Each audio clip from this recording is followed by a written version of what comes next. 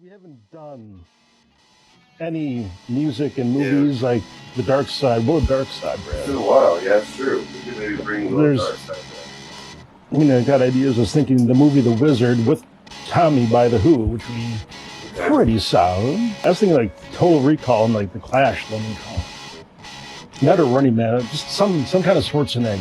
Some kind of Schwarzenegger. Schwarzenegger's good. Trading Places, possibly. I don't think How many seconds are in a minute? You guys know? 6.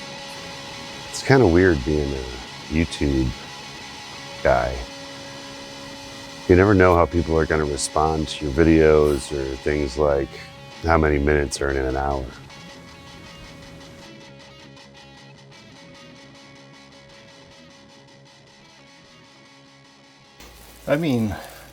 It's just false advertisement. Sometimes we're talking for an hour and a half, sometimes 2 hours, sometimes 3 hours.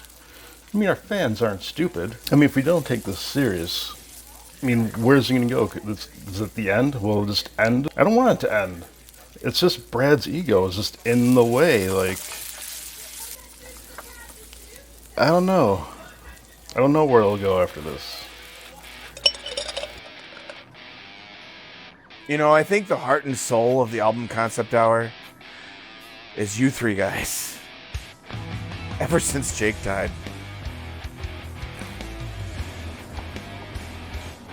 I really don't know why they haven't invited me on to the podcast yet. Jake's gone, Johnny G, Scotty.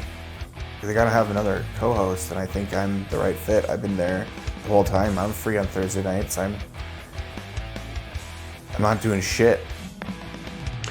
Hey, Nate, you want to grab me a coffee, dude? Sure. Thanks, dude. Yeah, it's fun. Anyway, hey, question for the room. How many minutes are in this hour? Solid 60 minutes. Okay. It's every hour. Okay. How's that coffee coming along?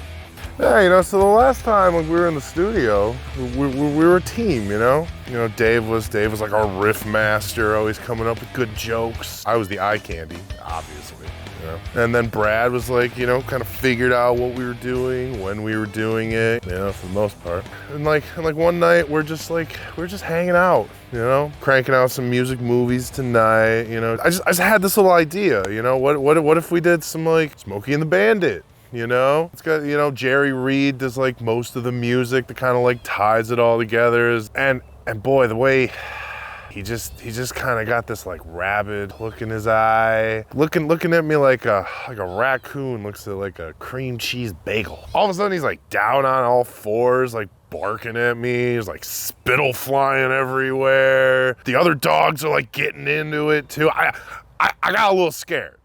But we wound up doing it. I thought it went pretty well, but Brad never really acted the same after that. I think he didn't like me trying to do his role or something like that.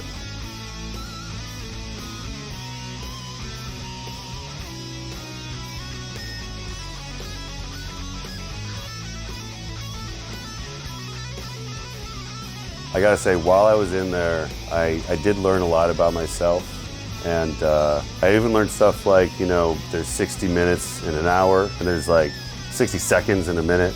It got me thinking, we spend a lot of time making these, these YouTube videos and stuff, and it's just, I think that if we're gonna move forward with these movies tonight, we're gonna have to do it in 15-minute increments. I think that's about as much as I can handle, and I think that's not, that's not too much to ask for. Yeah, sounds good. It gives me time to get my gooning breaks in. No. You expect us to really spend 5 days watching Mighty Ducks if you're on your time frame here? It's watching Maximum Overdrive. Well, I just feel like the overdrive in the first 15 Well, okay, so you can watch it for 15 minutes and then pause it. We can go for a day or two. I just feel like if you are watching it outside of that 15 minutes, you guys are watching and reacting to things that I'm not there for. You've seen the movie, right? You know how long the movie is. I don't know how many minutes are in a second. You know, how many days are in a week? Guys. I agree. There's issues on both sides. All right. Yeah. Well, Diz, you should have realized what an hour was in the first place. Instead of hammering on each other, fellas, we should keep hammering on what we're doing tonight here. We came here for a purpose. You know what? I agree. Let's just hug it out. Okay, fine. If you a bunch of hippies. You Hold my arm about it. You say right. Come here, guys. It's okay. I'm so okay. Wait, Nate, did you always have each other. Did you have a music movie suggestion that you wanted to go with? What about some kind of monster? Oh yeah! Come on, man! Yeah, monster!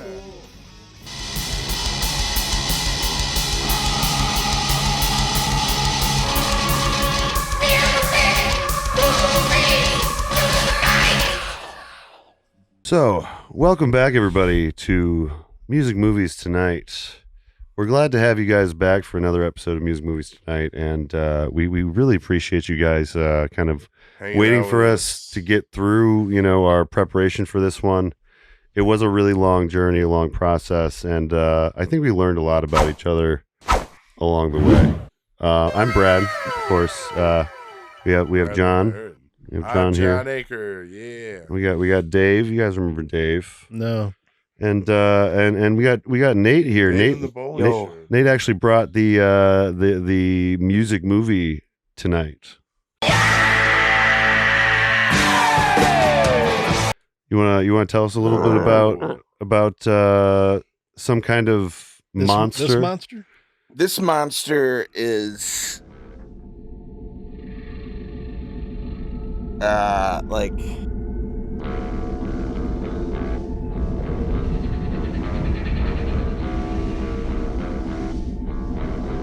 it's 2.5 hours of 2 years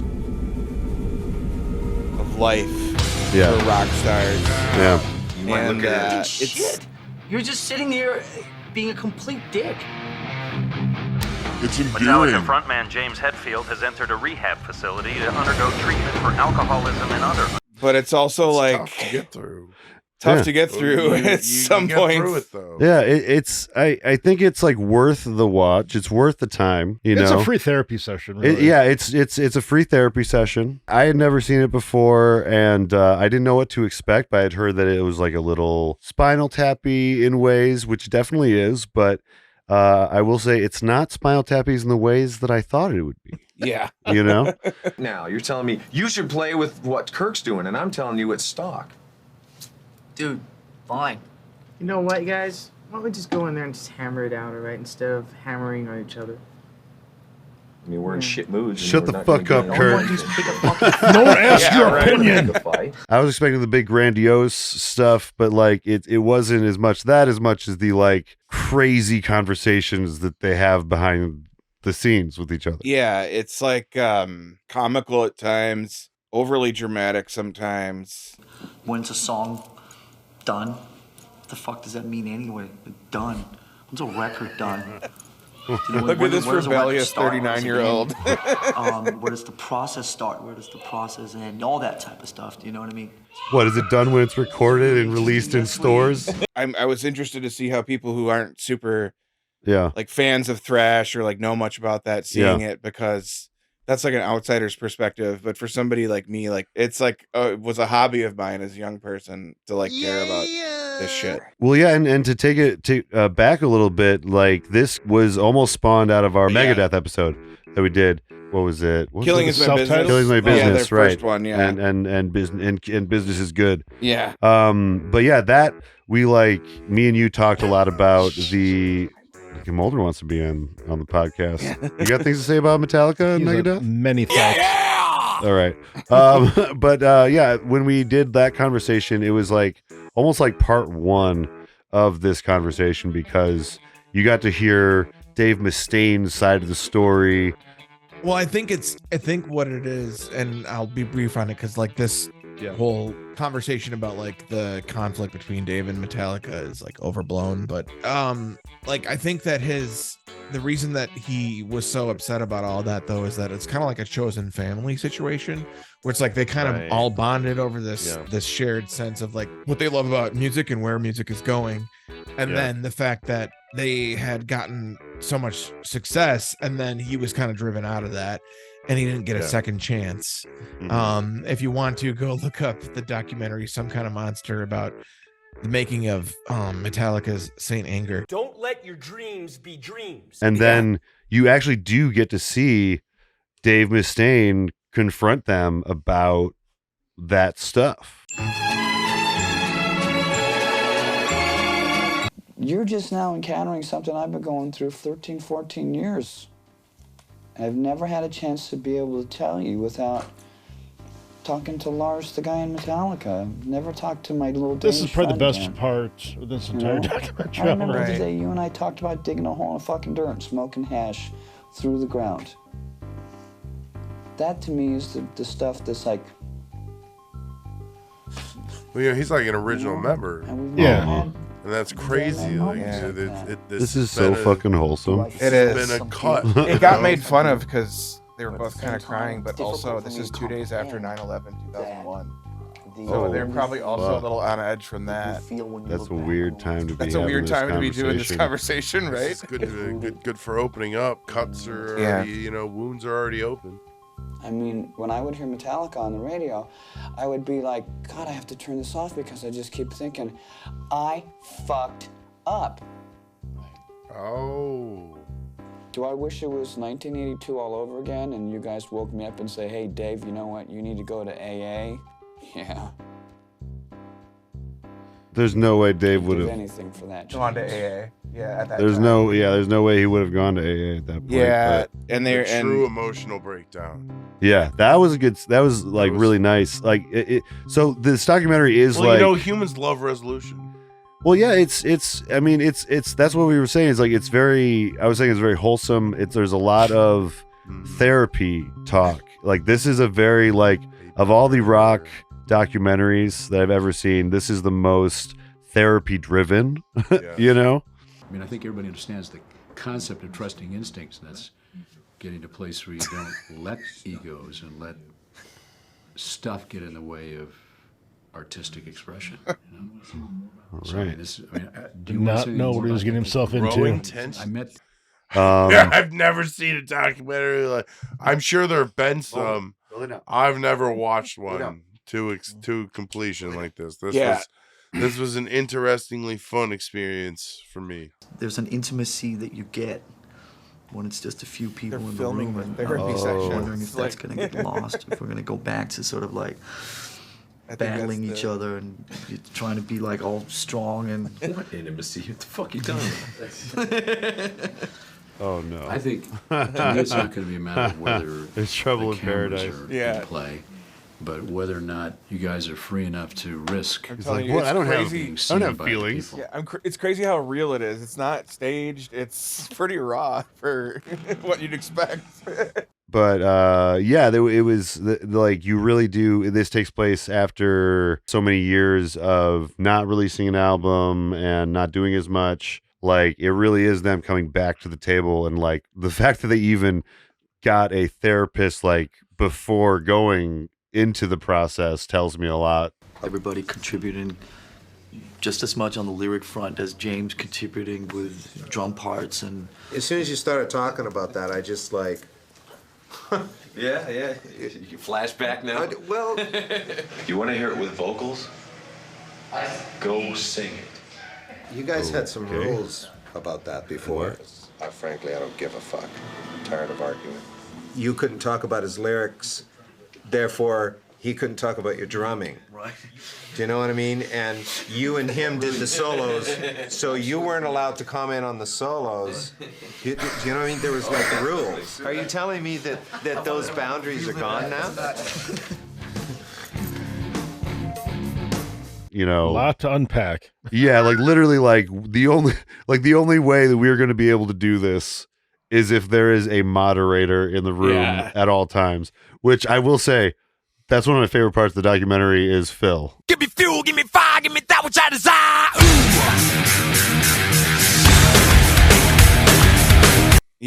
Phil, like, just at the beginning, you're like, who is this guy? And He's then, a like, straight-laced guy who wants to become a member of a metal band. yeah, and by the end, they're like, is he trying to join our band? Because he could see it with European ears and eyes, maybe. You know, don't you feel that it's great for you Wait, to have your father's perspective? Phil, the therapist, is with them Oh, too. yeah.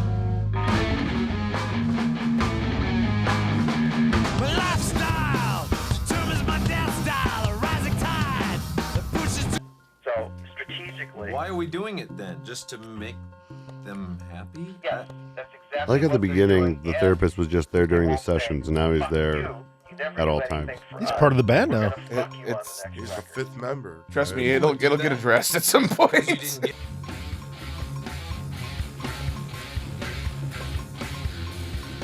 You know, there is purpose. He's got sunglasses Yeah, now. what? I think it's very effective. I love Did the you just therapist. have an eye appointment? Whether I'm going to Like, push serious? it or not. Blue card. Apparently these brownies weren't just regular brownies. There's distraction.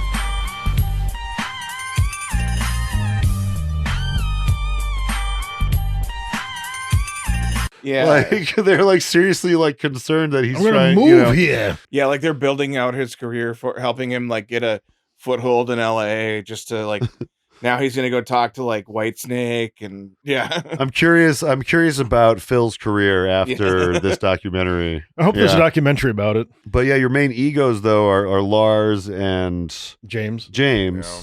And then you got Kirk, who's also a fun character Right. in the film. In the sense of moderator of the band, like just hey guys, can we just go play some songs, Yeah. just jam out? He just wants quiet. Recognize what's Yeah. real. Some peace and fucking quiet. Yeah. Our Spending sessions years with Phil James and Lars, you know, really stirred up a lot of I just things want in quiet. James Yeah. that he felt that he needed to address. He's more Saint Chillax than Mentally, it's Saint really Saint Anger. Saint Anger. Yeah, he's more myself, you know, so more Saint like, very worried can't we all about just get along? And we're on the same stream of consciousness here. We're just all working on the same creative wavelength, and it's inspiring for me. Now I can further express myself with these lyrics now that, you know, James has opened that door for Lars and I. You can't surf when you're hungover. You can't surf if you've been up all night. Well, at least I can't. Individualism also about surfing that I like. Kirk is just chill as fuck. When it's your I think. moment, man. It gets. Eventually, things seem to sort themselves out. Sooner or later. Whether it's good or bad, they sort themselves out. I think he might be like a Zen Buddhist or some shit. Well, it's also Yeah. important to remember that, like, so, like, right before this, Jason left. And there's this eco trip battle that kind of forced him out because he wanted to start Echo Brain. And then I think another element to this is like Bob Rock has been their producer for like, at that point, like 10 or 12 years. Like And, early 90, 91. Yeah, from like 91 until 2006, I think is when they officially. Did he apply part to be ways the with bass him. player? He didn't. I feel like Bob finds himself to be like a part of the band in a way. Yeah. And He's like, I don't know but he how I doesn't feel really- about a fourth member. Yeah. But I don't think he ever really says it. And that Yeah. there was the moment I think was with them kind of like I think Kirk said that he had talked to James and he said that he felt like Bob was more on the management side of things than like a part of the band in that way. And that was what made him uncomfortable. And he said, you know, all the Mark Writers and the Bob Rocks, all that stuff, you know, just has. I can't think of that right now. So I got the feeling that he kind of lumps in your relationship with the business side of things, which was actually really surprising to me. Bob wants to be a member of the band so But I bad. think You can that's- see it. that He's not even explains looking a- at anyone. I think that explains a lot. He wants to on cry. why He hadn't spoken Hello, to. darkness, my old friend. Bob's pretty good at laying in the cut. You know what I Right. mean? He doesn't get too confrontational or take any sides that much. He's definitely like a producer guy. You know what I mean? Like He he's does definitely he does not have a good poker face though. No, You for see him sure. actually like look very disappointed at times. Like The man still has his opinions. Yeah. Well, like when they were first talking about the bass player, he's like, I'm gonna be real. Like, I think you three guys are Metallica, and that's it. To me. Hey, listen. I think the heart and soul of Metallica from this point on, and has been for a while, since Cliff died, is the three of you guys. And me. I think you will never, ever, ever find a permanent bass player. My opinion.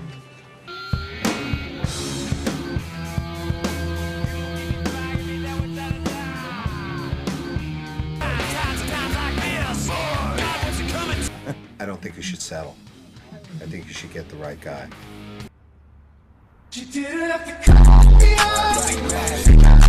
Man, companies are Not tough, Jason. you know, they need people, you know, and sometimes people are willing to be people, but they're still gonna show they're like I'm a people person. But that is They're kind of still the gonna one. know their shit, you know, they know what they want, they know like when they're disappointed in their friends.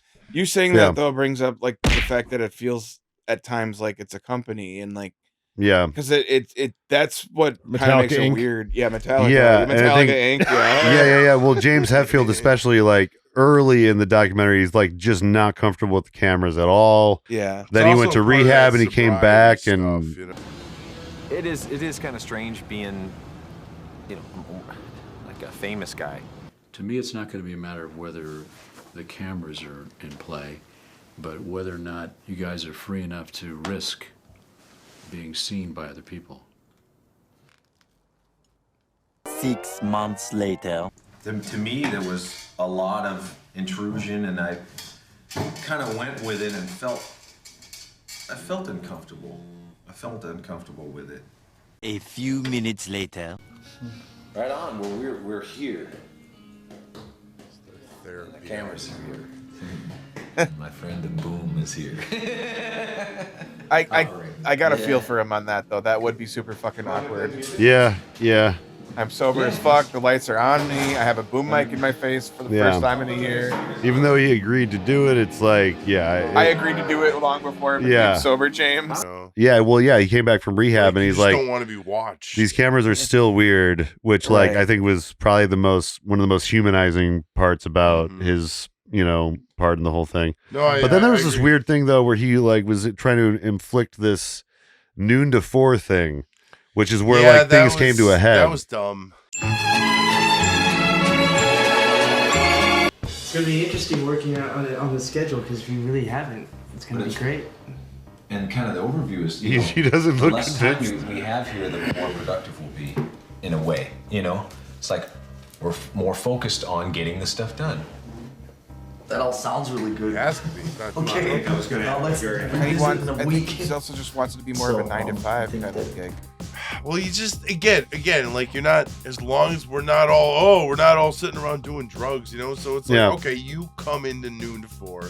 Yeah. But if they think of something, if they're sitting in the studio, like You're paying for the 7 to 9 studio. or something, like who the fuck cares? If we all know, and we all do know, that 4 o'clock is kind of the stop time, and I don't know, then I won't feel like the heel here saying I gotta go. It's funny. It's like he had to find a way to still control the situation. Go in there and listen to stuff, and it's like. So he's like, he imposed this strict if I want to listen to it, schedule. I'm going to listen to it. When I'm gone, things get talked about, and then decisions are made, and I feel I walk into something that's already kind of decided, and it's a total. Oh, so it's only 4 hours a day, and you can't work on it outside those hours. Yeah, you can't think about it or even listen to it. He doesn't even want them to even listen to it outside of that time. Yeah. So he was like, essentially, as long as they come to you. Yeah. Sorry. Well, yeah, I was just gonna say, essentially trying to control the situation by being like, well, don't do anything outside of these hours. And they were like, well, like we're making an album, like we got to do like production and like mixing and shit, like you can't just do that noon to Yeah. 4. Yeah, first day. Well, let's play. Is it okay? Are we allowed? Yeah, we are. Do we have?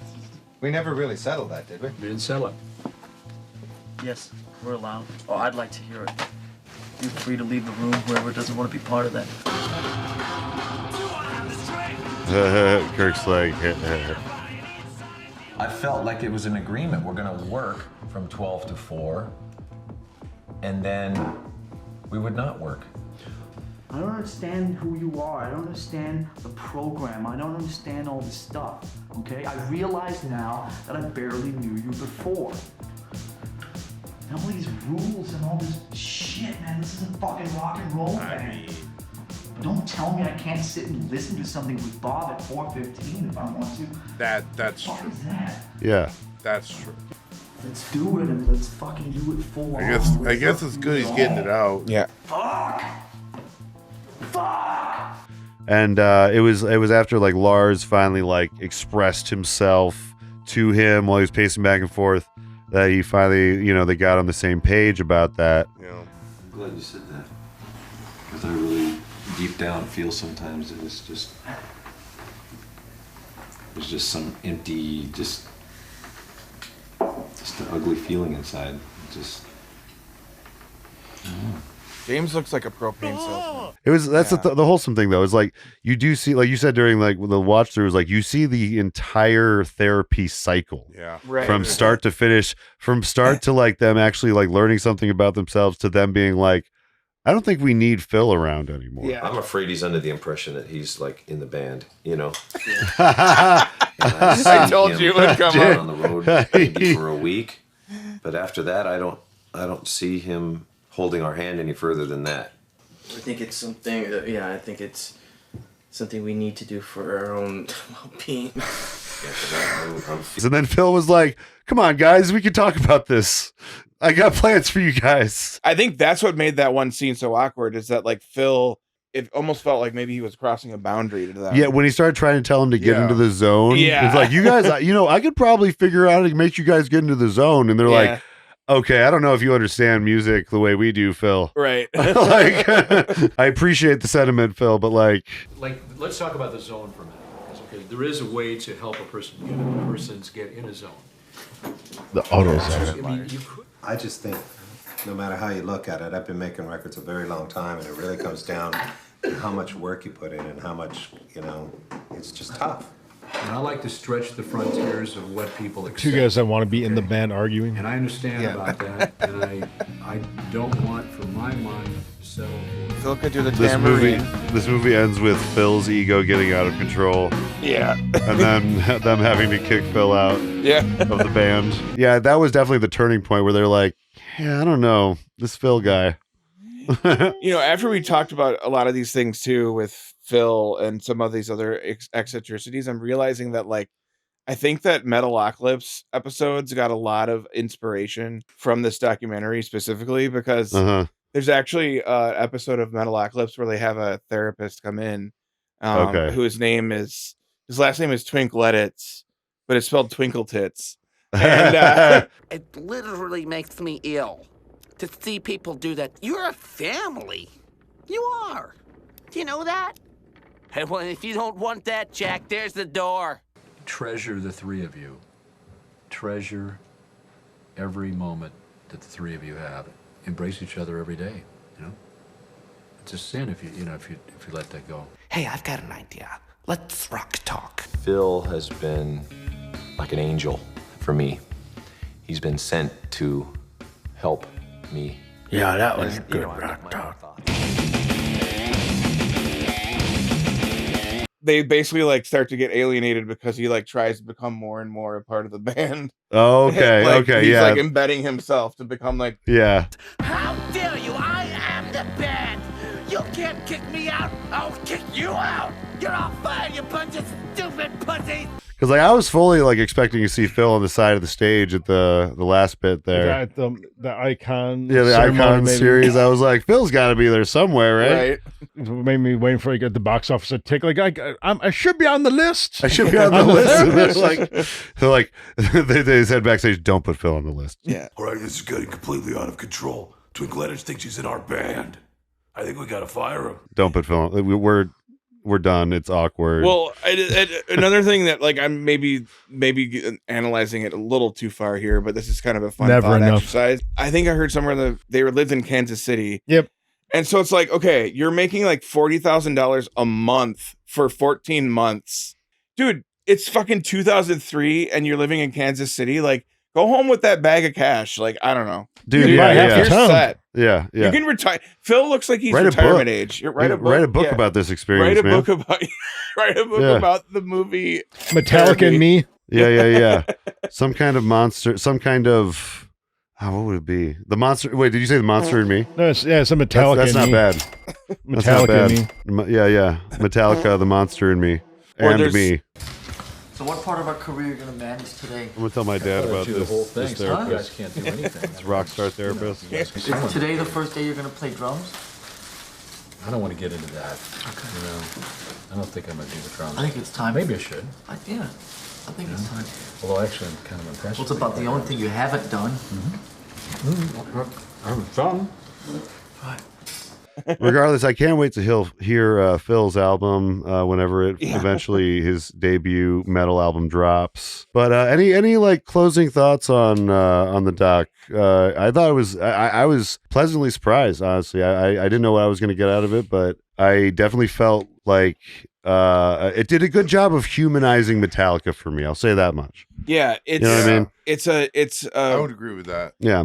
It's weirdly like so much about them, but at the same time, I think like a lot of audiences could enjoy it. But also, it's fun for me because the fanboy in me that likes the thrash and all that. It's fun to revisit this, but at the same time, as a little bit older and more mature, like I just like, oh my god, what was all of that fighting for? Like, and it's like they get into, you know, I loved when they get into like the parent stuff, and like they really do like, they don't like telegraph exactly like that what's going on in their head, but you can like put together the pieces and see like, you know, Lars's dad, you know, for instance, when he came in and like he was like, I would say, you know, if you said, if you were our advisor, what would you say? Then I would say delete that.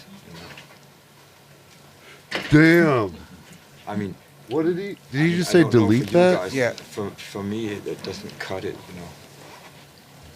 Jesus. But we should splice this discussion with that doesn't sound right. Or something, make it look like you know. he's listening to that Unless I'm Ja Rule Swizz Beats guy that- collaboration. You're like, you need to delete that. It's on fire. It's on fire tonight. We are ready to rock this. Ready to rock this.